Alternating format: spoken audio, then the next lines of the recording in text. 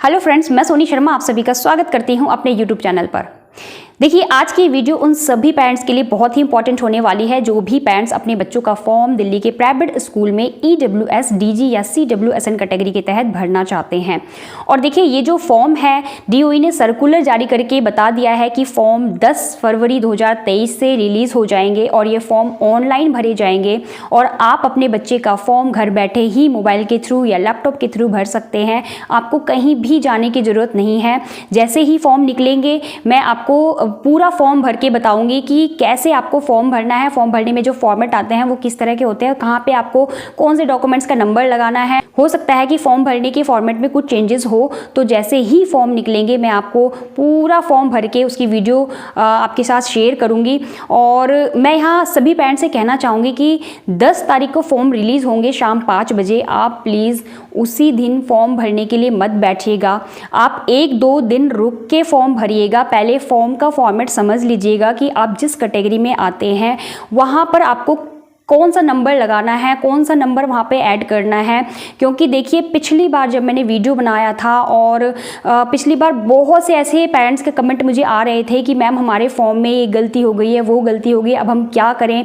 हालांकि फॉर्म को डिलीट करके आप दोबारा से फॉर्म भर सकते हैं, लेकिन आपकी ही तरह बहुत सारे ऐसे पेरेंट्स हैं जो फॉर्म भरते हैं और बहुत से ऐसे पेरेंट्स हैं जिनसे मिस्टेक हो जाती है। वो बार बार डिलीट करके फॉर्म भरने की कोशिश करते हैं, जिसकी वजह से सर्वर डाउन की प्रॉब्लम होती है और वो डिलीशन का जो प्रोसेस है वो कंप्लीट नहीं हो पाता है।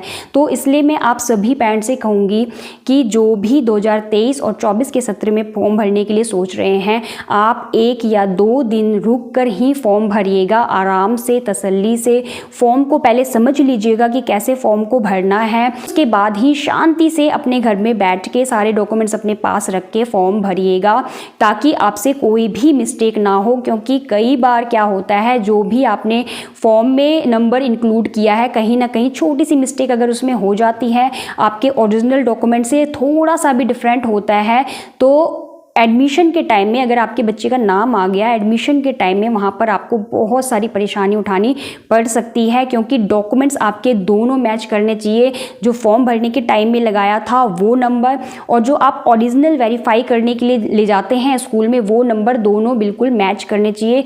दोनों में थोड़ा सा भी डिफरेंट होता है तो वहाँ आपका जो एडमिशन है वो कैंसिल कर दिया जाता है। तो इसलिए मैं आपको बार बार कह रही हूँ कि फॉर्म आपको आराम से भरना है, 1-2 दिन रुक के भरना है। क्योंकि बहुत लंबा टाइम दिया गया है फॉर्म भरने का, तो बिल्कुल भी जल्दबाजी नहीं करनी है। और कई पेरेंट्स तो ये सोचते हैं कि जितनी जल्दी हम फॉर्म भरेंगे हमारे बच्चों के नाम आने के चांसेस ज़्यादा होंगे। तो देखिए, ये बहुत बड़ी गलतफहमी है, ऐसा कुछ भी नहीं होता है। फॉर्म भरने का टाइम 15 से 20 दिन का दिया जाता है और इस बार 25 तारीख तक फॉर्म भरने की लास्ट डेट है, तो बहुत लंबा टाइम है। आप 25 तारीख तक फॉर्म आराम से भर सकते हैं। स्टार्टिंग में आप अगर भरने की कोशिश करेंगे तो सर्वर डाउन मिलेगा और लास्ट में भी अगर आप भरने की कोशिश करेंगे तो भी आपको सर्वर डाउन मिलेगा। तो मैं आपको कहना चाहूँगी कि 1-2 दिन के बाद ही आप फॉर्म भरना स्टार्ट करें और आराम से, तसल्ली से भरिएगा।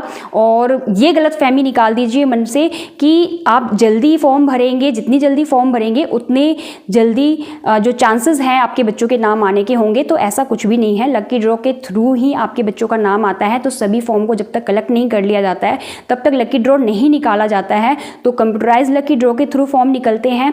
तो इसी को ध्यान में रखते हुए आपको फॉर्म को तसल्ली से, सही तरीके से और समझ के भरना है। और इसी के साथ आज की इस वीडियो में मैं बात कर रही हूँ कि अगर आपके बच्चे की एज नर्सरी क्लास के लिए भी एलिजिबल हो रही है और केजी क्लास के लिए भी एलिजिबल हो रही है, तो किस क्लास में आपको अपने बच्चे का फॉर्म भरना चाहिए। देखिए, फॉर्म भरने से पहले आपको 3 बातों का ध्यान रखना पड़ेगा जब भी आप फॉर्म भरेंगे। क्योंकि बहुत सारे पेरेंट्स की यही कन्फ्यूज़न होती है, क्योंकि उनका बच्चा 3 साल से लेकर 6 साल के बीच में होता है।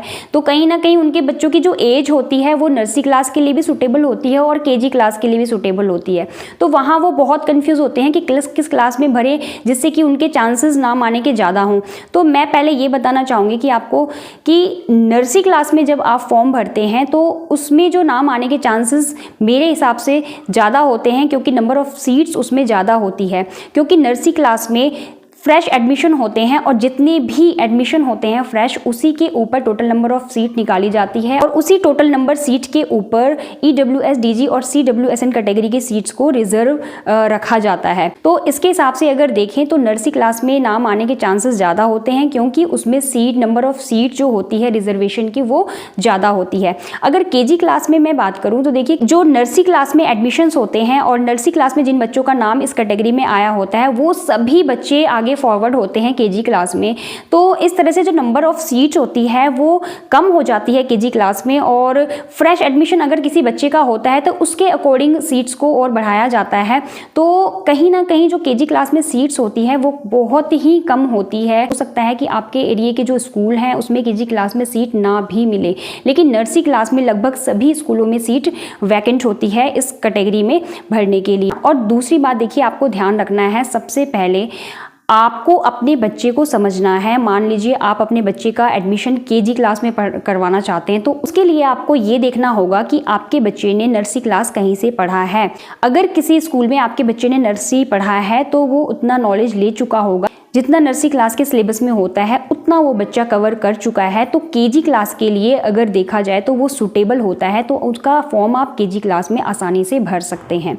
और मान लीजिए आपका बच्चा बिल्कुल फ्रेश है, आपने बच्चे को कहीं भी नहीं डाला है और आपका बच्चा 4 साल का या 5 साल का हो चुका है, 5 साल से कम का है, मतलब 4 और 5 साल के बीच में है, तो उस केस में देखिए आप बिल्कुल फ्रेश, मतलब आपने बच्चे को अभी किसी भी स्कूल में डाला नहीं है, ना ही आपने उसको घर में थोड़ा सा प्रिपेयर किया है, तैयारी करवाई है, ना किसी ट्यूशन में उसको डाला है, तो आप उस केस में देखिए आप अपने बच्चे का फॉर्म नर्सरी क्लास में ही भरिए। क्योंकि अगर आप डायरेक्टली KG क्लास में अपने बच्चे को डालते हैं तो उसको कहीं ना कहीं डिफ़िकल्टी होगी, क्योंकि स्कूल आपके बच्चे के अकॉर्डिंग नहीं चलेंगे। स्कूल अपने सिलेबस और अपने बच्चों, जितने उनके बच्चे पहले से पढ़ रहे हैं उनके हिसाब से चलेंगे। आपके बच्चे को स्कूल अलग से बिल्कुल भी नहीं पढ़ाएंगे। आपकी मेहनत बढ़ेगी, आपके बच्चे की जो मेहनत है वो बढ़ेगी।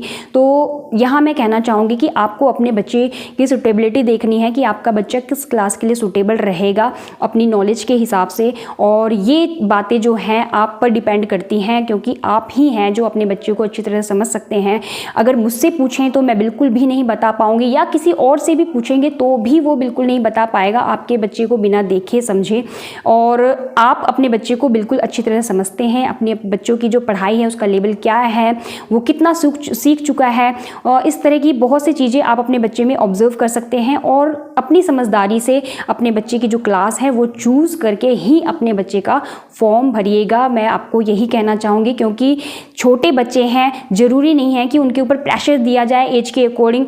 जैसा कि आपको पता है कि KVS जो स्कूल है, केंद्रीय विद्यालय है, उसमें जो फर्स्ट क्लास की एज है वो 6 साल हो चुकी है। तो कुछ ना कुछ तो सोच समझ के ही गवर्नमेंट ने ये कदम उठाया होगा, और मुझे लगता है कि सही ये कदम है, क्योंकि 5 साल के बच्चे फर्स्ट क्लास के लिए जो एलिजिबल होते हैं बहुत ही छोटे होते हैं, उनके ऊपर प्रेशर भी ज़्यादा आ जाता है। तो उसके अकॉर्डिंग आपको ही देखना है कि आपके बच्चे की जो क्लास है वो कैसे सिलेक्ट करनी है, आपको ऑब्जर्व करना है, अच्छी तरह से समझना है अपने बच्चे को कि मेरा बच्चा वहाँ पर हैंडल कर पाएगा क्लास को या नहीं कर पाएगा। और देखिए, तीसरी बात जो आपको ध्यान रखनी है, आपके बच्चे को अगर आप KG क्लास में डायरेक्टली एडमिशन करवाना चाहते हैं तो आपके बच्चे के पास 2 महीने हैं, और आप 2 महीने के अंदर अंदर भी अपने बच्चे को जो नर्सरी क्लास का सिलेबस है उसे कवर करवा सकते हैं, उसको इतना प्रिपेयर कर सकते हैं कि वो KG क्लास की पढ़ाई को आराम से हैंडल कर लेगा। तो आपके पास अभी 2 महीने का टाइम है। आप अपने बच्चे को या तो खुद से स्टडी करवाइए थोड़ा बहुत, या तो फिर किसी ट्यूशन में डाल दीजिए,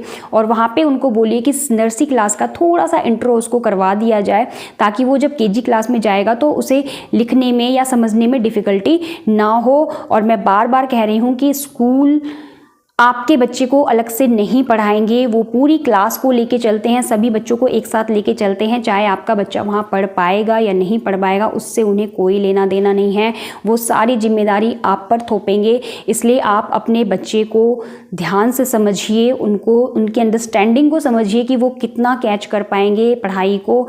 इन सभी बातों को देखते हुए ही आप अपने बच्चों की जो क्लास है उसे चुनिए और अपने बच्चे का फॉर्म भरिए। फॉर्म भरने में जल्दबाजी आप बिल्कुल भी मत करिएगा।